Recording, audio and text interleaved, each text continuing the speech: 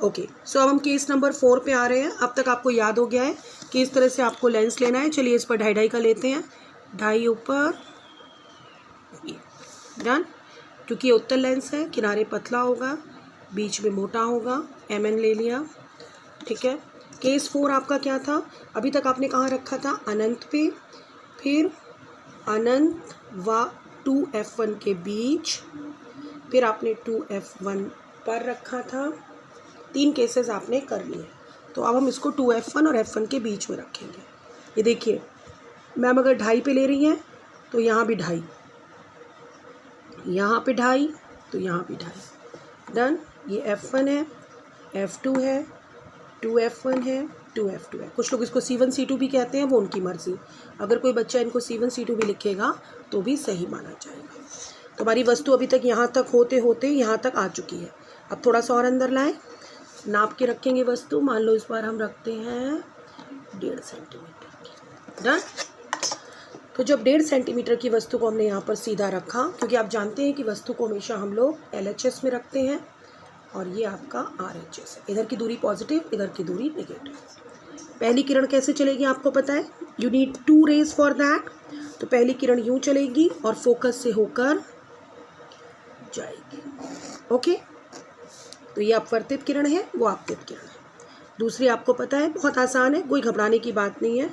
आपने इसके सिर से चलाई और प्रकाशिक केंद्र से देखी। ये देखिए इस पॉइंट पर काट रहा है, और इसको आपने चूकी देखिए कितना आराम से बन रहा है, डन। स्केल से बनाइए, कोई गंदगी करने की ज़रूरत नहीं है। तो प्रतिबिंब आपको देखो बेटा खुद ही बन जाएगा जब आप 2 रेस को लेंगे। अब आप देखिए वस्तु से बड़ा है, हाँ या नहीं? वस्तु से बड़ा है, RHS में है, ठीक है, और 2f2 के बाद बना है, उल्टा है, वास्तविक है।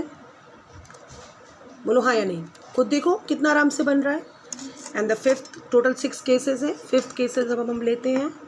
मान लीजिए अब हम 2 ही सेंटीमीटर, हर तरह का बना के दिखा रही हूँ ताकि आप लोग घबराएं नहीं। आप 2.5 लीजिए, 4 लीजिए, 6 लीजिए, आपकी मर्जी, 6.5, पर रूल वही है, जितना ऊपर लेंगे उतना ही नीचे लेंगे। ये mn हो गया, ये आपका प्रकाशिक केंद्र है, यहीं से समस्त दूरियां नापी जाती हैं।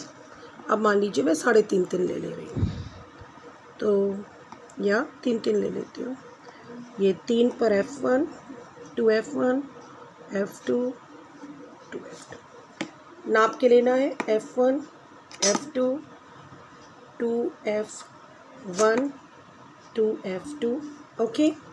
उसके बाद वस्तु यहाँ तक आ गई थी। अब हम डायरेक्ट f1 पे वस्तु को खड़ा करते हैं। 1.5 सेंटीमीटर की वस्तु मैंने f1 पर खड़ी की। रूल वही है, पहली किरण आएगी मुख्य अक्ष के समांतर, और ये फोकस से होकर, oh sorry, I am sorry, it is ये वाली है, ठीक है। ये फोकस से होकर जाएगी। दूसरी किरण कहाँ से जाएगी? ये देखिए प्रकाशिक केंद्र से। ओह, प्रतिबिंब तो बन ही नहीं रहा है। ये देखिए ये अनंत पे जा रहा है। ये दोनों रेखाएं एक दूसरे को नहीं काट रही हैं। इसका मतलब क्या हुआ कि यदि हम कोई वस्तु को f1 पे रखेंगे तो प्रतिबिंब अनंत पर बनेगा, इनफाइनाइट पर बनेगा, क्योंकि दोनों रेखाएं आपस में अपवर्तन की बात काट ही नहीं रही है। तो ये आपका केस नंबर 5 था। इसके बाद हम लास्ट केस लेंगे। वस्तु को हम और पास लेके आते हैं, बस वस्तु को खिसकाते जाना है, घबराने की ज़रूरत नहीं है। उत्तल लेंस बहुत आसान है, देखिए कुछ नहीं कर रही हूँ। अब लेंस के ऊपर तो चढ़ नहीं जाएगी, तो लेंस के पहले ही रहेगी ना वस्तु। ये देखिए अब की बार हम मान लीजिए 3-3 सेंटीमीटर ले लेते हैं। तो इधर से 3 ऊपर 3 नीचे, वही 2.5 पे नाप लेते हैं। ये देखिए बिल्कुल ओ से नापना है। 2.5 पे ये, 2.5 पे ये, 2.5 पे ये, 2.5 पे ये। f1, f2, 2f1, 2f2, mn o, done. अब हम कहाँ जाएंगे? यहीं पे तो आएंगे, बस ओ पे तो चढ़ नहीं जाएंगे। तो मान लीजिए वस्तु को यहाँ रख लेते हैं, ठीक। पहली किरण क्या होगी? समांतर आएगी, और कहाँ से जाएगी अब तक आपको याद हो चुका है। जो भी किरण समांतर आती है, 3 ही केसेस है, वो मुख्य फोकस से होकर अपवर्तन के पश्चात जाती है। ये परावर्तन नहीं है, अपवर्तन है। दूसरी किरण आपकी इस तरह से आएगी, जो कि प्रकाशिक केंद्र से होकर, अगर पीछे बढ़ाऊंगी तो डॉट लूँगी, ये गई, मतलब ये कहीं पर भी नहीं रुकेगी, सीधी निकल जाएगी। डन। अब इन दोनों रेखाओं को अगर हम पीछे बढ़ाएंगे डॉट डॉट डॉट करके, तो ये देखिए ये दोनों काट रही हैं। कहाँ काट रही हैं? यहाँ। अब ये देखिए, ये वास्तविक नहीं है, ये प्रतिबिंब आपका जो बनेगा ये आभासी बनेगा। आप देखते रहिए इसको, डायग्राम को अच्छे से।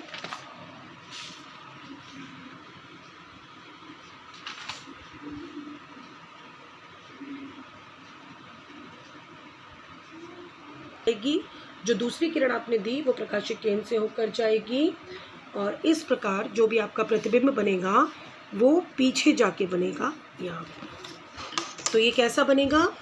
आभासी। आभासी क्यों है बेटा? क्योंकि एक सीधा है, सीधा LHS में बनेगा, ठीक है, वस्तु से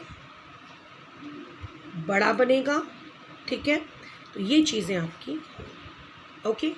सो इस तरह से अगर आप देखेंगे तो टोटल 6 केसेस आपके उत्तल दर्पण के, उत्तल लेंस के हमने कवर अप किए हैं, और 2 केसेस आपके केवल अवतल लेंस के हैं। So we are completing convex lens right now. हम आपका उत्तल लेंस कवर अप करते हैं, और इससे आपको एकदम क्लियर हो गया है कि अगर वस्तु को अनंत से खिसकाते हुए हम जब तक प्रकाशिक केंद्र के पास तक लाते हैं तो किस तरह से 6 केसेस होते हैं और वो किस तरह से बनते हैं। ये नोट्स भी मैंने आपको दे दिए हैं, तो आप बहुत अच्छे से बनाइएगा। Thank you.